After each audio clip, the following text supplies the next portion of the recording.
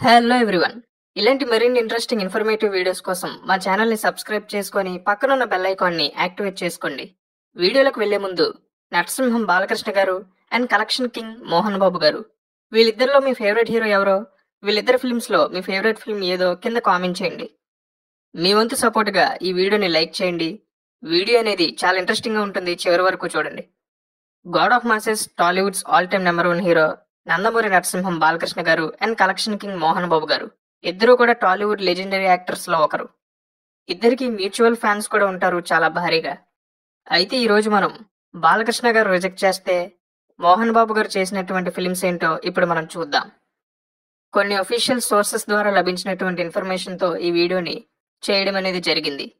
బాలకృష్ణ గారు రిజెక్ట్ చేసినటువంటి ఫస్ట్ మోహన్ బాబు గారి సినిమా 1990లో రిలీజ్ అయినటువంటి అల్లుడు గారు.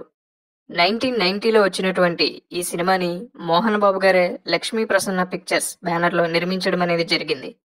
మలయాళంలో చిత్రంకు అనే టైటిల్ తో మోహన్ లాల్ గారు హీరోగా, ప్రియదర్శన్ అనే డైరెక్షన్ లో తెరకెక్కినటువంటి ఈ సినిమాకి ఇది అఫీషియల్ రీమేక్. అయితే ఈ సినిమా స్టోరీని కె రాఘవేంద్రరావు గారు ముందుగా నటసింహం బాలకృష్ణ గారికే చెప్పడం అనేది జరిగింది. 1989లో ముద్దుల మామయ్య లాంటి ఇండస్ట్రీ హిట్ తో నెంబర్ 1 హీరోగా ఉన్నటువంటి బాలకృష్ణ గారికి ఆ టైంలో చాలా మంది డైరెక్టర్స్ అనేక స్టోరీస్ అనేవి చెప్పడం జరిగింది. వాటిల్లో ఇదొకటి. అయితే ఈ స్టోరీ బాలకృష్ణ గారికి పెద్దగా నచ్చకపోవడంతో రిజెక్ట్ చేయడం అనేది జరిగింది. ఆయన కొన్ని మార్పులు కూడా ఈ స్టోరీలో చేయమన్నారు అనే టాక్ ఉంది. మొత్తానికి బాలకృష్ణ గారు రిజెక్ట్ చేసినటువంటి ఈ స్టోరీని ఆ తర్వాత కె రాఘవేంద్రరావు గారు మోహన్ బాబు గారితో చెప్పడం అనేది జరిగింది. మోహన్ బాబు గారికి ఈ స్టోరీ అనేది ఎంతో నచ్చడంతో ఆయనే ప్రొడ్యూస్ చేయడానికి ముందుకొచ్చారు.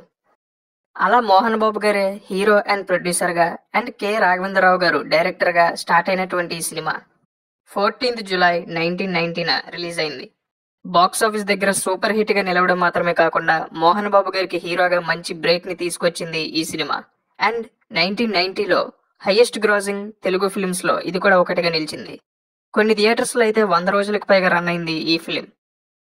ఈ విధంగా బాలకృష్ణ గారు రిజెక్ట్ చేసినటువంటి ఈ సినిమా స్టోరీ అనేది మోహన్ బాబు గారి కెరీర్ కి ఎంతగానో హెల్ప్ అయిందనే చెప్పాలి.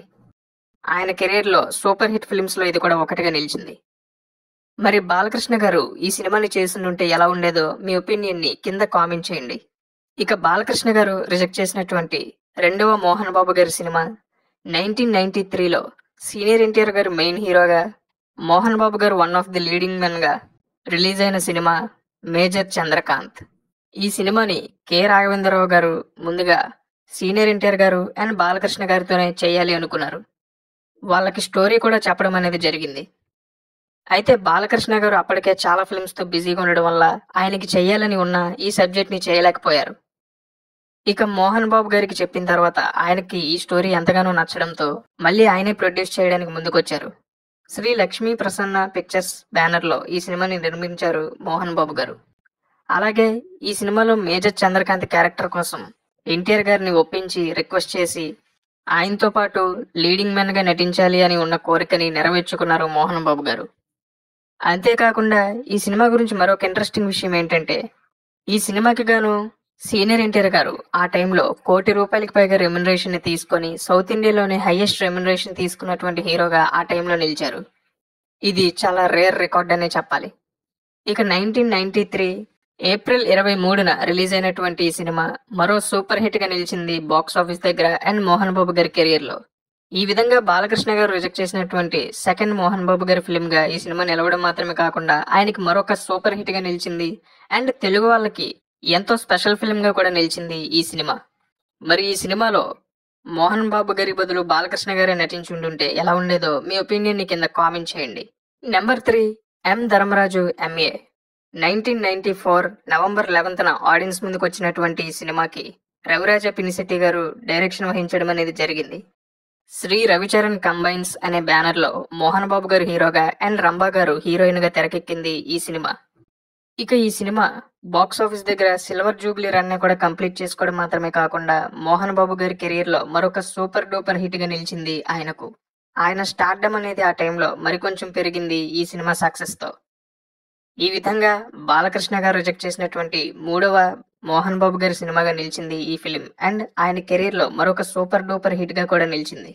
అయితే బాలకృష్ణ గారు ఆయన దగ్గరికి వచ్చినటువంటి సినిమాలన్నీ గనక రిజెక్ట్ చేయకుండా ఉండుంటే ఈ పాటికి 250కి పైగా సినిమాలనేవి పూర్తయి ఉండేవి.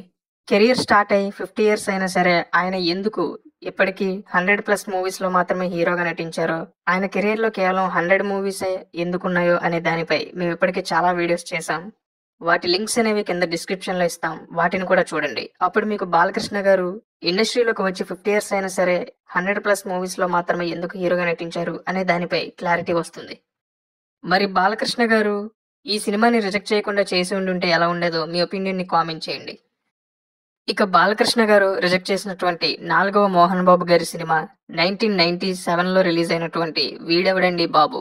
ఇక ఈవీవి సత్యనారాయణ గారు డైరెక్ట్ చేసినటువంటి ఈ సినిమాలో మోహన్ బాబు గారు and Bollywood star heroine Shilpa Shetty గారు హీరోయిన్స్ గా నటించగా, బ్రహ్మానందం గారు ఒక ఇంపార్టెంట్ క్యారెక్టర్ అనేది ప్లే చేయడం జరిగింది ఈ ఫిల్మ్ లో. ఈ సినిమా కూడా బాక్స్ ఆఫీస్ దగ్గర మంచి విజయాన్ని సాధించింది.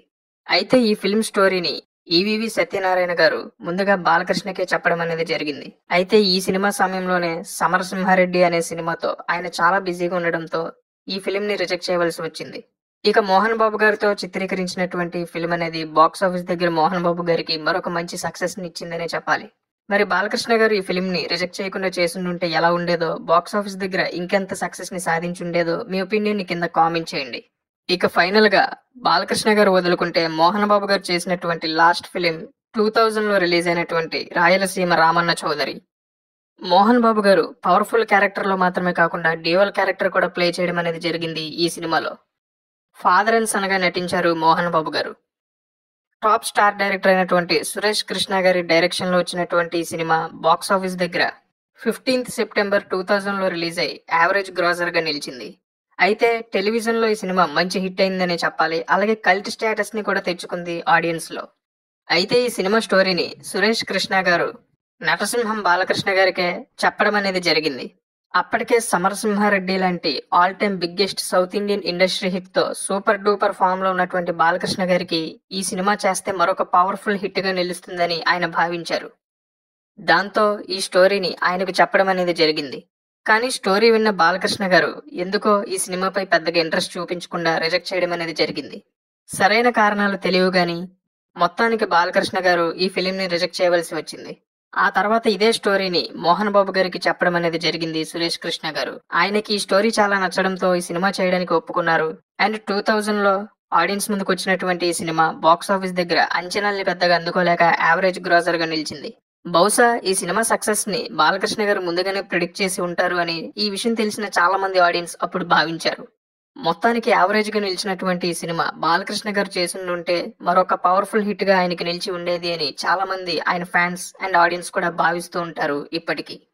మరి ఈ సినిమాని బాలకృష్ణ గారు రిజెక్ట్ చేయకుండా చేసి ఉండుంటే ఎలా ఉండేదో మీ ఒపీనియన్ కింద కామెంట్ చేయండి. చూసారుగా బాలకృష్ణ గారు రిజెక్ట్ చేస్తే మోహన్ బాబు గారు చేసినటువంటి ఫిలిమ్స్ ఏంటో. వీటిలో majority of movies super hits కావడం అనేది విశేషం. బాలకృష్ణ గారు రిజెక్ట్ చేయడం ద్వారా అనేక సూపర్ హిట్స్ అనేవి మోహన్ బాబు గారికి దక్కడం వల్లే ఈ రోజుకి బాలకృష్ణ గారు అంటే మోహన్ బాబు గారికి అంత అభిమానం అండ్ గౌరవం అని సినీ విశ్లేషకులు చెప్తూ ఉంటారు. మరి దీనిపై మీ ఒపీనియన్ ని కింద కామెంట్ చేయండి.